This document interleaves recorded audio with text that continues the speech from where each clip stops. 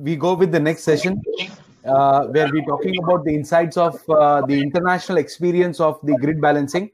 I have Dr. Rahul Valavalkar here, the MD and CEO for Customized Energy Solutions from Mumbai. Namaskar, sir. And I'm sure that everybody would will be enriched with your knowledge sharing this today. You may proceed with your presentation, sir. Sure. Thank you very much, Mr. Khatri. And thank you for Mr. Suni for doing a wonderful job in terms of setting up the background and what is happening in India. Mr. Khatri has asked me to share some of the insights from the international experience. So let me go to the presentation. Yeah, so I'll focus mainly on sort of ancillary service and grid balancing. What is the international experiences? So again, as Mr. Suni has already explained, when you look at grid balancing, there are a number of ancillary services which support the main energy generation. These include frequency regulation or secondary response, black start, reactive power, synchronous, non-synchronous reserves, and operating reserves. And depending on the timeline of how fast these resources are responding, there is a different hierarchy in which they get dispatched as well as the value which they get paid. Now, again, when you're looking at the frequency regulation, which is one of the most valued per service, you're looking at sort of managing second to second frequency. Like in case of a US or some of the European countries, the grid is managed at 60 hertz. In India, we manage it at 50 hertz. So the idea is that if you have a over generation, then your frequency will be above the rated frequency. And if you have demand is more than the load, then it is vice versa. On the other hand side, now with more and more renewables coming in, there is going to be variability on both demand as well as the generation side. In terms of the timeline, if you're looking at how and when the different resources kick in, also I think Mr. Suni explained it a little bit. The first response is the frequency response, then frequency regulation, followed by spinning reserve and non-spinning reserves. Typically for spinning and non-spinning reserves, most of the regions around the world, they provide around 10 minutes of a response time.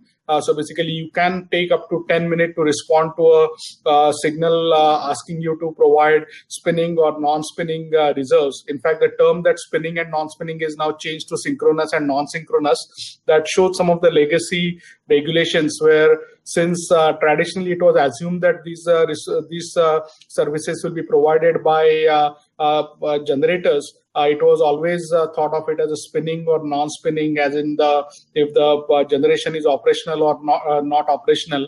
But now that since there are many more technologies, including demand response, energy storage, and others, the general concept being changed is to call it synchronous and non-synchronous reserves. Obviously, AGC, the automatic generation control, is a very proven and tested way of using conventional generation, let it be thermal, let it be hydro, for providing such frequency response capabilities. And around the world for more than 100 years, the various traditional generators have been providing these services. So this is not something which is invented new, or there is just new discovery in terms of certain control capabilities where they are suddenly able to do this. Now, the way typically these services are provided by thermal generators is that you operate the thermal generator at certain economic dispatch point, and then you ramp up and ramp down the generator to meet the control signal to try to either increase the generation or reduce the generation depending on where the frequency is.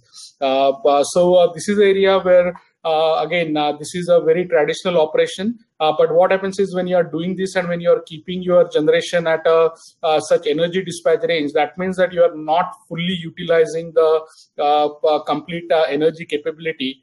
And one particular area is that there are not all generators are equal. There are certain generators which may have a better response time, better capability, whereas some generators may have a much higher marginal cost. So typically in most of the developed countries, there are market mechanisms where there are two components. One is the variable cost for providing such ancillary services, and the other part is the opportunity cost in terms of where the generator is. Because if you have a generator which is very efficient and which can provide energy at a really cheap rate, And if you are keeping certain maybe 10% or 20% energy in reserve from that generator, that means you are dispatching another marginal generator which is inefficient, and basically ultimately customers are paying for the energy, higher energy cost for it. So all these factors are considered in terms of choosing which generator should provide ancillary services versus energy. Now, one question which gets debated often in India is that we have a lot of now excess generation, especially now with all the renewables getting added. We have lots of thermal plants which are operating at 50-60% plant load factor. So can we just continue to use these generators for providing frequency regulation and balancing services? Technically, you can very well do it. Now in India, we are doing a lot of studies to try to figure out how to do it. But again, if I see it, there is no study required. You can do it. If there are certain generators who do not have certain controls, then you just need to go ahead and upgrade those generators. The question is that, is this the right thing to do? Because on one side, we are increasing the renewable penetration to meet certain environmental goals. And there are a number of studies around the world which have demonstrated that when you are ramping up and down thermal generators, you can end up sacrificing both CO2 as well as SOx and NOx emissions.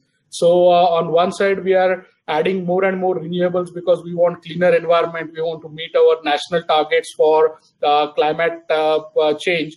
And on the other hand side, if we just keep on relying on thermal generators, then that will not be sufficient. So this is the area where we need a fundamental rethink.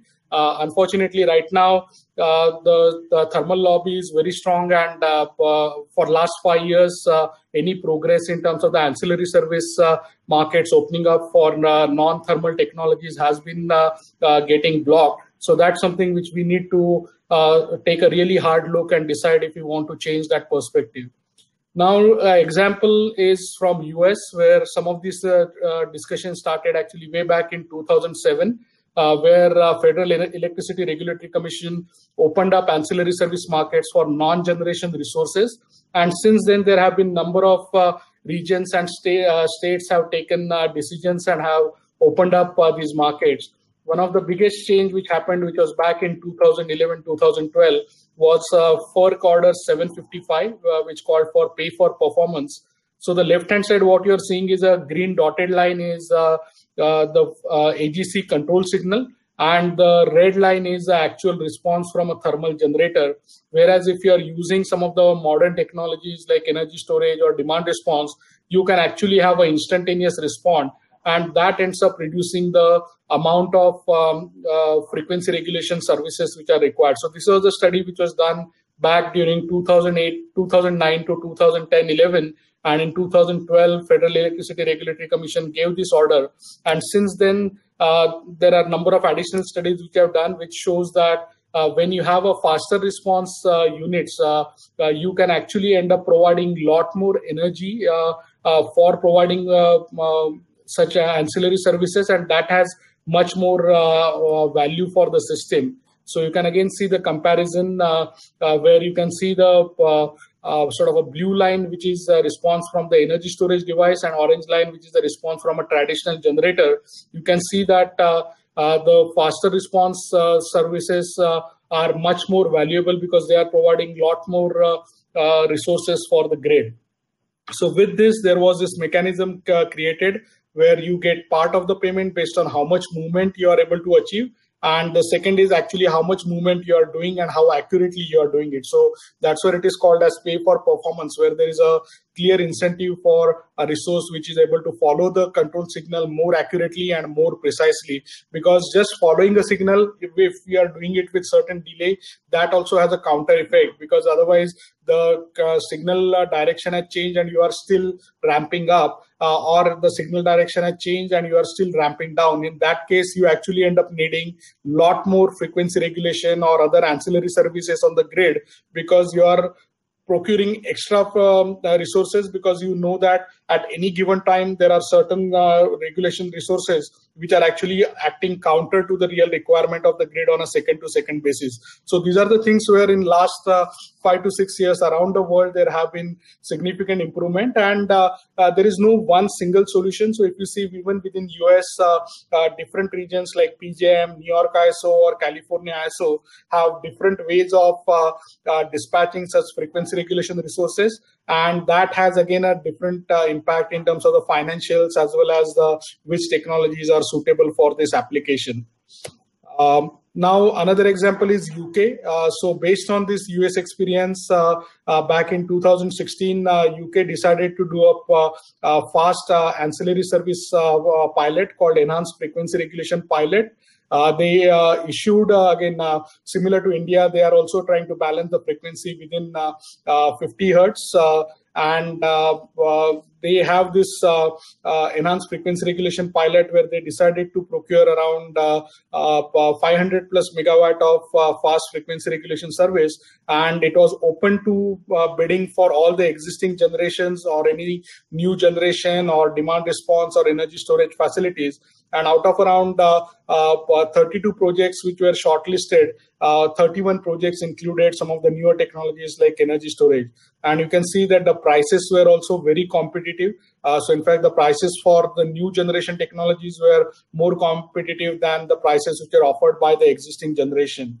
So this is something where the first phase of the pilots have already done. They have implemented all these projects. There have been further studies have been done, and based on that, now the next steps are being taken.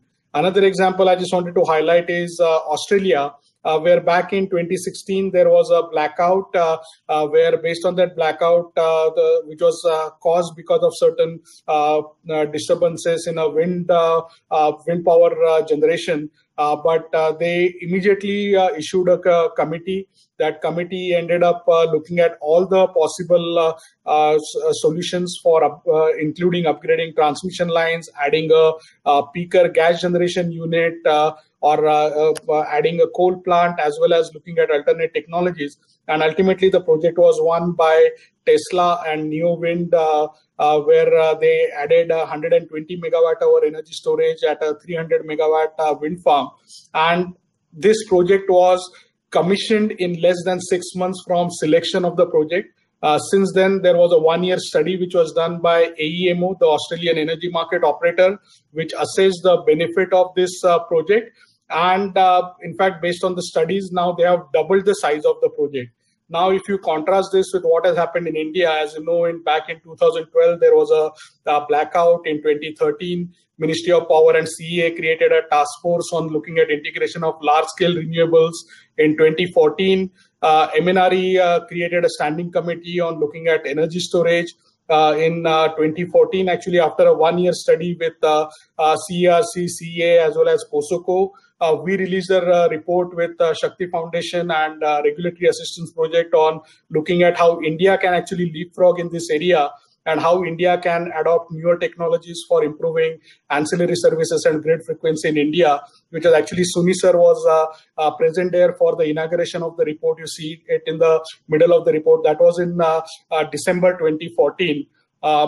In 2015, CERC then issued the Ancillary Service Operations Regulations, where the deadline of 2017 June was set for procurement of ancillary services. In January 2017, CERC staff issued a staff paper on how energy storage or related technologies can play a role in it.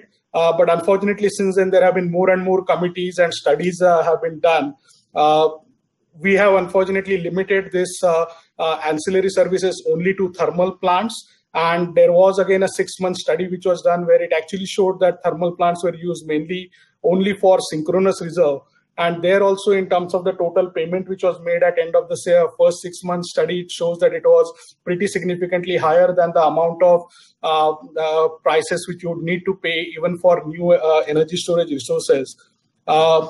Since then, there have been more pilots. You have expanded the pilot from initial 5 thermal plants to include more thermal plants, more hydro plants. But what, unfortunately, I am seeing it is we are still talking about only spinning reserves and not going anything beyond that. We still don't even have a proper frequency regulation control signal, which is getting dispatched to the current existing fleet. I don't care if we manage and improve the grid frequency by thermal plants or by newer plants. But what we are seeing here in the chart for 2019-20, where the grid frequency is still on an instantaneous basis is fluctuating from almost 49.65 to 50.3 hertz. This should be something which all of us as energy professionals or electrical engineers should be ashamed of.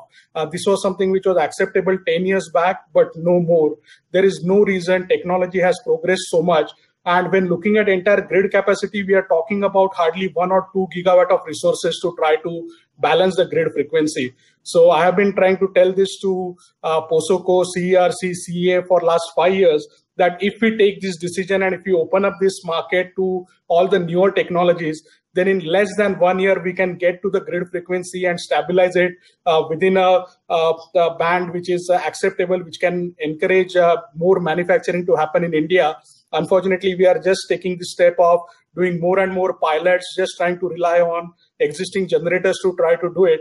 And this is, again, just 1% of your generation requirement. So even if you limit this only to thermal generators and give entire revenue to thermal generators, this is not going to solve the financial problems thermal generators are going to have because of the low PLF. So this is something where we need to really take a hard look at it. And I hope we can, in next 6 to 12 months, actually go beyond this, just pilots and studies, and accept the reality of the change technology and help India get to a much better grid frequency and reliability, so that we can actually start moving towards Atmanirbhar Bharat and encourage some of the high value generation in India. So that's it. Thank you. Thanks, Doctor, for the wonderful insights. I would request the audience to further raise hands so that we can take their questions. Yes, Jayan ji. Yeah. Hello. Nice presentation, sir. Thank you. Thank you. I'm actually glad. It's so nice to see you. Thank you, sir. Same here. Sir, my question, we are a CHP generator, renewable power generator. And I think this role is becoming draconian for us, because we are a combined heat generation. We are a CHP generator, basically. So our generation depends on our process. So how we can schedule this, and how we can cope up with this system now, with this government resolution?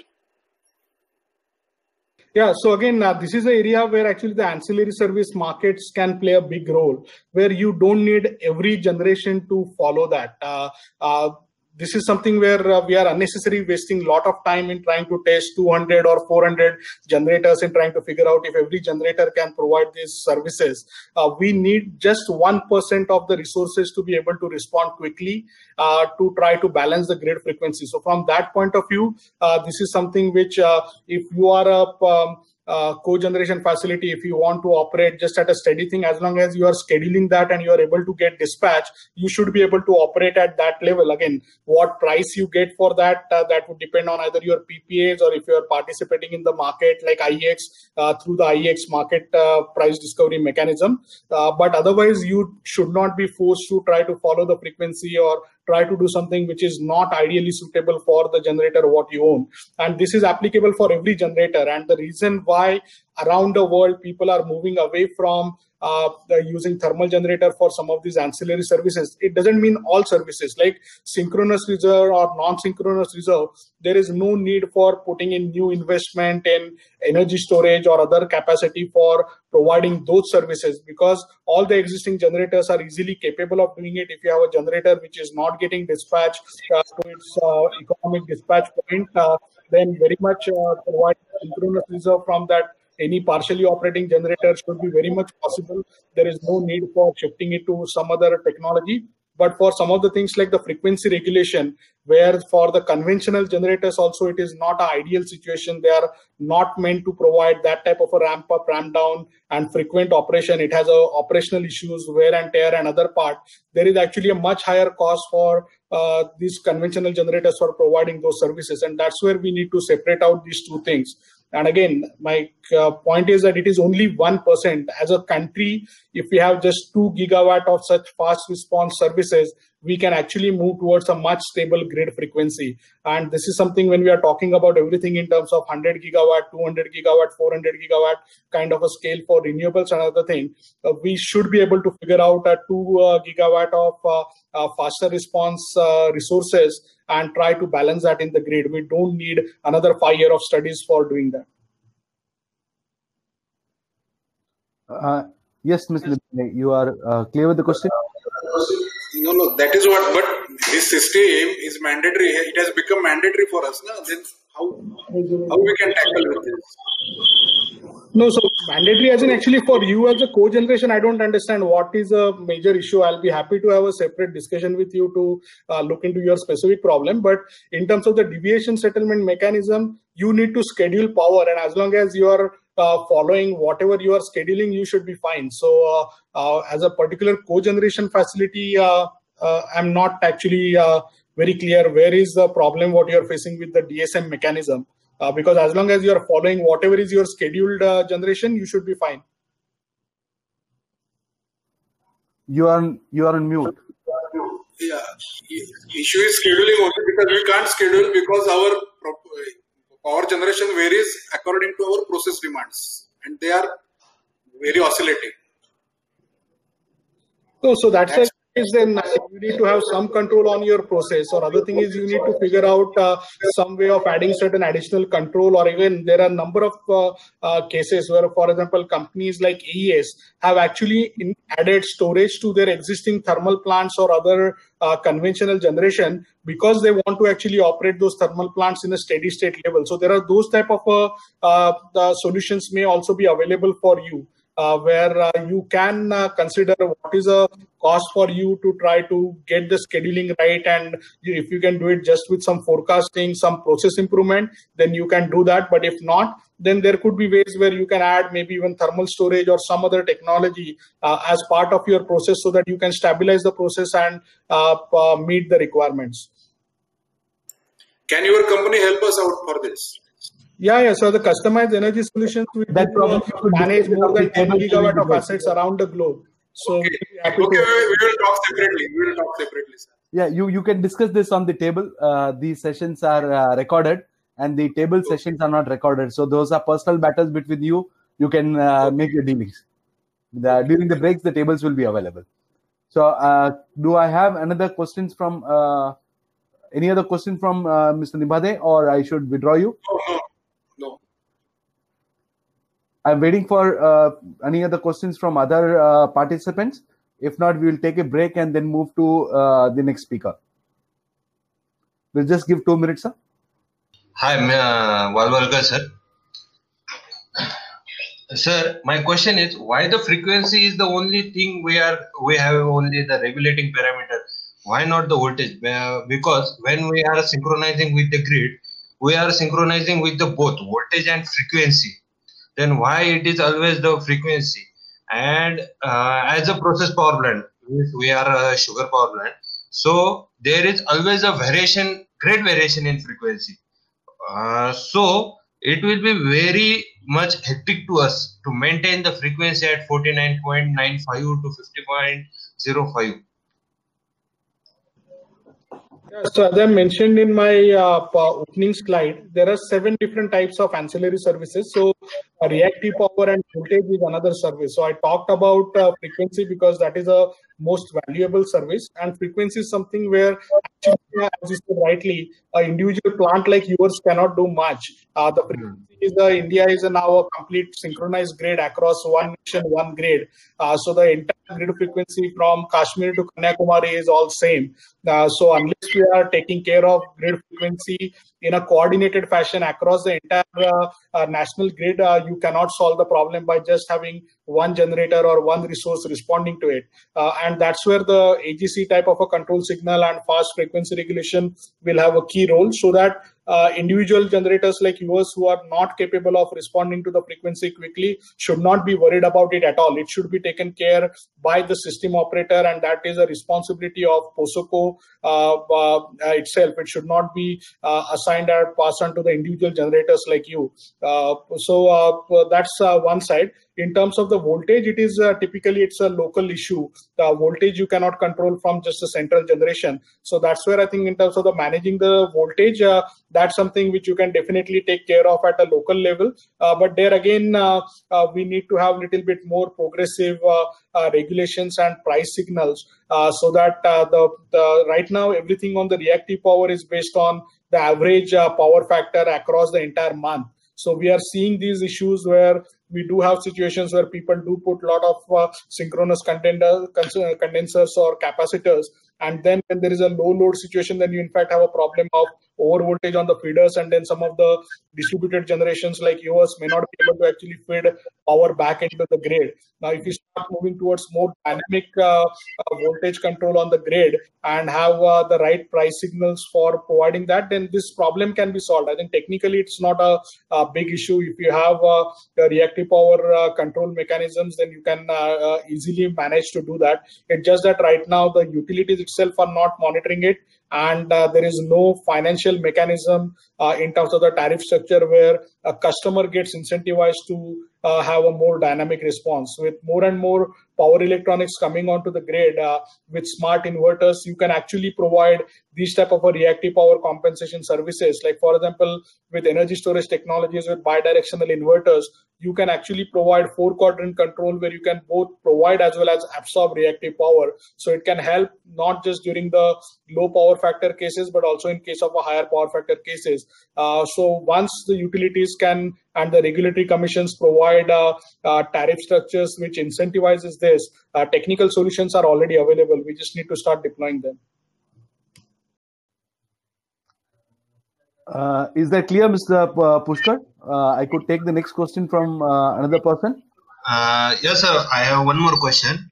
You have told us that the frequency is not binding to us. Means we are not binded that we have to maintain the frequency. But the schedule and this S&D code provided by the MSCDCL about the DSM to us is saying that we have to maintain the frequency. Otherwise, we are in the penalty. We have the penalty tariff also from the for the DSM from MSCDCL. So you are not responsible for maintaining frequency. You are responsible for maintaining your schedule. So because if everyone starts deviating from the schedule, that's where the grid frequency deviates, right? So what the regulations are suggesting is that you have a small band within which you can deviate from your schedule. But and if you are deviating from that, then ultimately someone else needs to provide that service to balance that grid, and there needs to be certain payments which happens to that. So that's where the DSM mechanism, I think, is a very fair mechanism, that if you are causing the problem to the grid and if you are deviating from your schedule and causing this frequency problems, then you need to be making certain payments so that ultimately someone else can take care of it.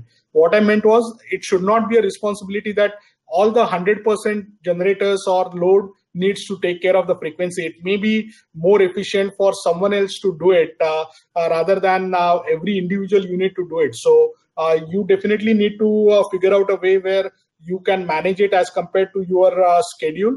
But beyond that, you should not have to worry about second-to-second frequency deviation and managing that. Right now, the deviation settlement mechanism is looking at 15-minute blocks, or it may go up to 5-minute blocks in future. So that's the area where you need to focus on. When we talk about frequency regulation and managing frequency, we are talking about responding at 3-second or 4-second interval. That something should not be your responsibility. Thank you, sir. Thank you very much.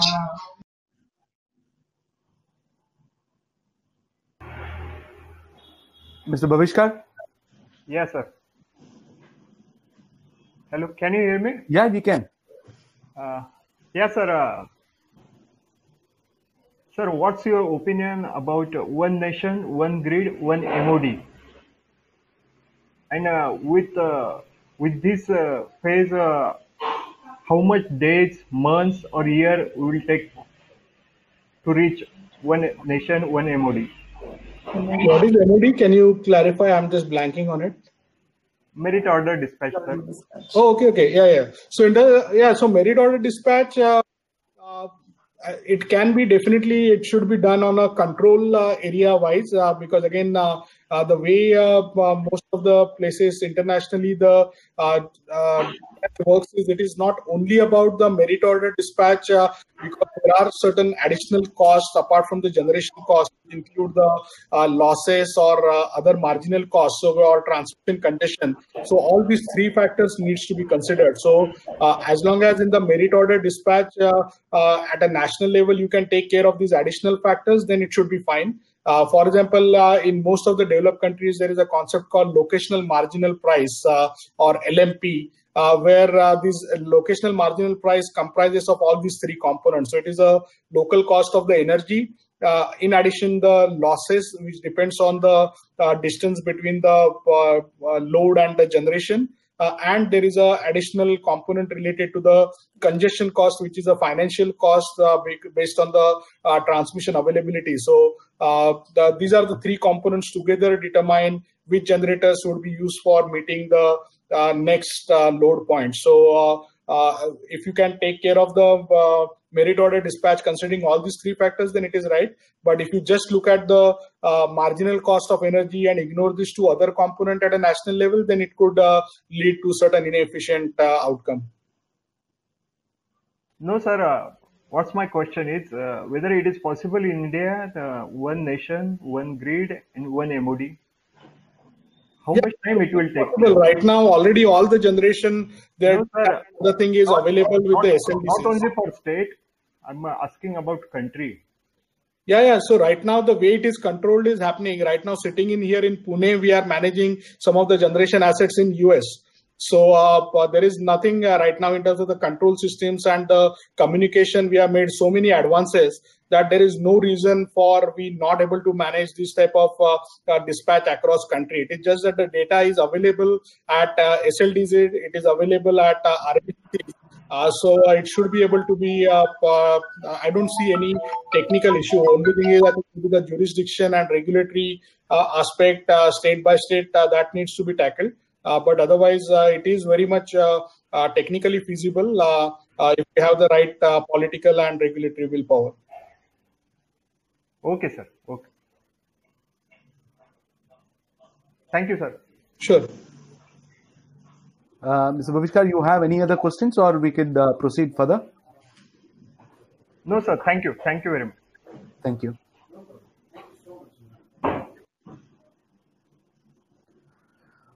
Doctor, I don't see any other person raising the hands.